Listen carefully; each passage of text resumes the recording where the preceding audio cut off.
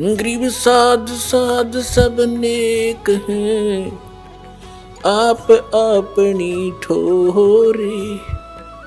जो सतलोक ले जाएंगे वो साधु कोई और।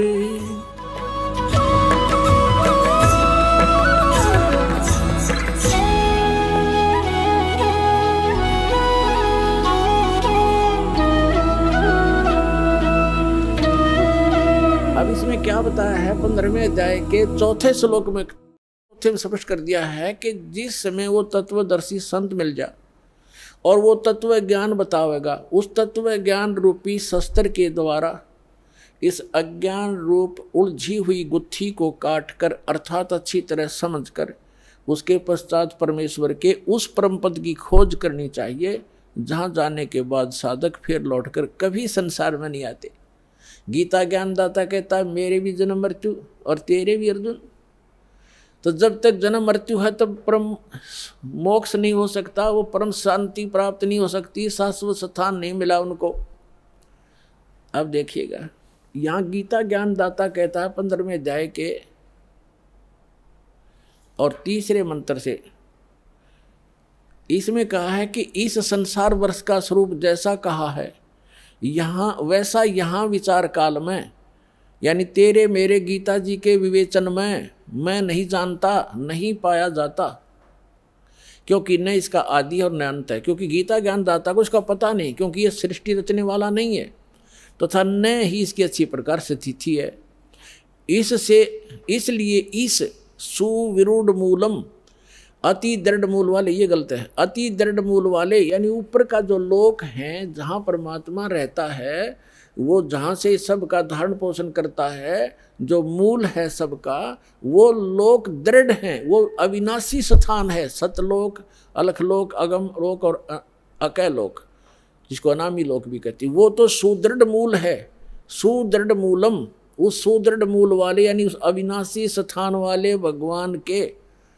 अब देखो, सुविरूढ़ मूलम, अति दृढ़ मूल वाले संसार रूपी पीपल के वृक्ष को, यानी संसार की तत्वदर्शी सृष्टि को, दृढ़ेन मन दृढ़, यानी उस अटल, उस बिल्कुल स्वस्थ ये है असंग शस्त्रेण, तत्व ज्ञान रूपी शस्त्र द्वारा, यह वैराग रूप नहीं, ये अर्थ गलत कर दिए, तत्व ज्ञान रूपी शस्त्र द्वारा काट कर अर्थात उसको अच्छी तरह समझकर वो ज्ञान अटल है।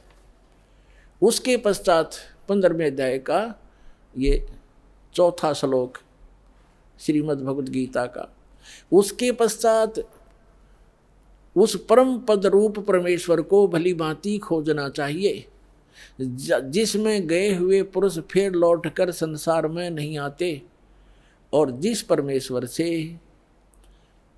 पुरातन संसार वृक्ष की प्रवृत्ति विस्तार को प्राप्त हुई है, अर्थात जिसने सब संसार रूपी वृक्ष की रचना की है, सब ब्रह्मांडों की रचना की है, उसी आदि पुरुष नारायण की मैं शरण हूँ।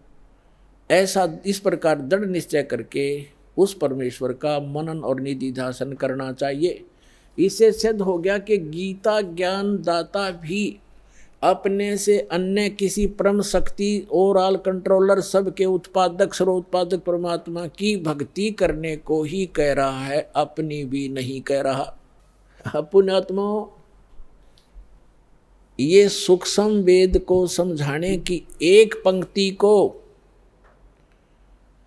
आपके हृदय में जचाने के लिए कि 88 नहीं गए और 2400 पर चोखे, 3300 पर तलब है, कोई बकरा कोई भूखे। एक पंक्ति को समझाने के लिए आज 2 घंटे का सत्संग चल रहा है। क्या बताया है कि 88,000 ऋषि भी वहां नहीं पहुंचे। कहाँ? श्रीमद् भगवद गीता अध्याय नंबर 18 के श्लोक नंबर 62 में कहा कि अर्जुन तू सर्वभाव से उस परमेश्वर की शरण में जा, उसकी कृपा से ही, उस परमेश्वर की कृपा से ही तू परम शांति को और सनातन शाश्वतम स्थानम, उस अमर लोक को प्राप्त होगा, सत्यलोक को प्राप्त होगा। सत्य माने शाश्वत, सदा रहने वाला। तो शाश्वत स्थान पर जाने के लिए तत्वदर्शी संत की आवश्यकता है। तो उसके लिए कहा है, गुरु बिन काहुन पाया ज्ञान, जो थोथा बुछड़े मूड किसाना। गुरु बिन वेद पढ़े जो प्राणी, समझन सार रहे अज्ञानी।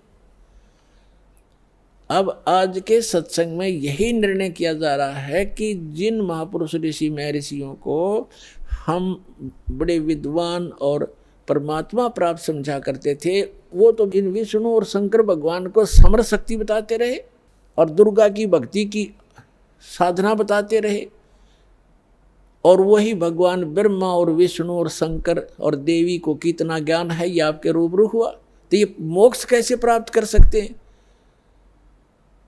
24 शेष 88 नहीं गए, 88,000 भी वहाँ नहीं गए शाश्वत स्थान पर, और ये 24 अवतार भी नहीं गए। ये विष्णु जी के अवतार हैं, और विष्णु जी कहते हैं मैं दुर्गा से ऊपर किसी को जानता ही नहीं, ये भगवान है मेरे लिए, तो इससे ऊपर कोई देव नहीं। और दुर्गा कह रही है कि ब्रह्म की साधना करो और सब मेरी भी पूजाएं छोड़ दो। उसका ओम नाम है, वो ब्रह्म लोक में रहता है, वहाँ चले जाओगे तुम्हारा कल्याण हो। और ब्रह्म कहता है कि ब्रह्म लोक में गए हुए प्राणी, गीता अध्याय नंबर 8 के श्लोक नंबर 16 में और गीता अध्याय नंबर 8 के श्लोक नंबर 13 में अपना मंत्र बताता है कि मुझ ब्रह्म का केवल एक मंत्र है। इससे वो परम गति होगी जो ब्रह्म लोक प्राप्ति होगी, वो भी अंतिम सांस तक साधना करने वाले की। और ब्रह्म लोक में गए हुए प्राणी भी जन्म मृत्यु में आते हैं। अब वो खुद कहता है कि उस परमेश्वर की शरण में जा जिसकी कृपा से तू परम शांति को और सनातन परम धाम को प्राप्त होगा। और जहाँ 15वें अध्याय के 4थे श्लोक में स्पष्ट कर दिया है कि जहाँ जाने के बाद साधक फिर लौटकर कभी संसार में नहीं आते। और गीता ज्ञानदाता कहता कि मैं भी जन्म मृत्यु और तेरी भी जन्म मृत्यु। तो पुण्यात्माओं, इस एक कंसेप्ट को क्लियर करने के लिए कि सूक्ष्म वेद में जो लिखा है वो सारा सत्य है, लेकिन हमने असत्य ग्रहण कर रखा था, इसलिए हमारे सत्य हमें अच्छा नहीं लगा, सुहाया नहीं। उस सत्य को सत्य ग्रहण कराने के लिए आपके हृदय में इसको स्थान बनाने के लिए ये इतना सत्संग करना पड़ रहा है। अब क्या निष्कर्ष निकला? इन जितने भी अज्ञानी हैं, आचार्य हैं, शंकराचार्य हैं, या जितने भी ब्राह्मण गुरु हुए हमारे, या विश्व के जितने आज तक महापुरुष संत गुरु पद हुए हैं, जिन महापुरुषों को परमात्मा मिले उनको छोड़कर, वो तो आपको मैंने दास ने नाम गिना ही दिए, और कोई एक आधा भूल चूक रहेगी होगी, वो मैं उनसे अपरिचित नहीं हूँ, उनको अवश्य मिले होंगे, उनको ज्ञान अवश्य होगा। तो इनके अतिरिक्त किसी के पास यथार्थ ज्ञान नहीं, यथार्थ भक्ति विधि नहीं, तो ये मोक्ष कैसे प्राप्त करेंगे?